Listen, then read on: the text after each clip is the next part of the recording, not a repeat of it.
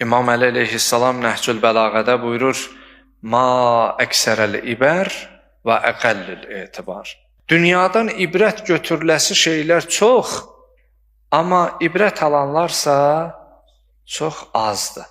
Yəni, əslində, ibrət götürüləsi şeylərimiz çoxdur. Amma biz bəzən görüb görməməzlikdən, eşidib eşitməməzlikdən, bilib bilməməzlikdən gəlirik. Baxırıq, sanki görmürük, eşidirik, sanki eşitmirik. Əgər biz tarixə baxmış olsaq, Firon əleyhillənə vəl-əzab o zülmün ən pik həddində idi də, kulminasiya zirvəsində idi.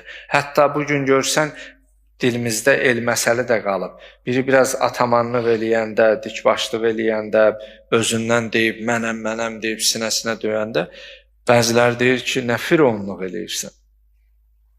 Yəni, həmin bu söz elə o Firondan, o ad olaraq oradan qalıb ki, Firon sadəcə bir padişah deyildi. Dövrünün, belə deyək də, sadəcə şahı sultanı deyildi. Hətta o təkəbbürlükdə, qüdpəsəndlikdə bir yerə gəldi, çatdı ki, üzünü insanlara tutub deyərdi, Ənə Rabbukumul Əla. Quran-ı Kərimdə Naziyyat surəsinin 24-cü ayətində keçir bu ifadə. Firon bir yerə gəldi, çatdı, dedi ki, mən sizin ən böyük Allahınızam. Özünə ilah nisbəti verdi. Aman bu nəfsin əlindən, aman bu nəfsin əlindən. Adam bu nəfsi öz başına buraxsa, bu nəfs Allahlıq iddiasında olar. Bu qədər tüğyan elədi.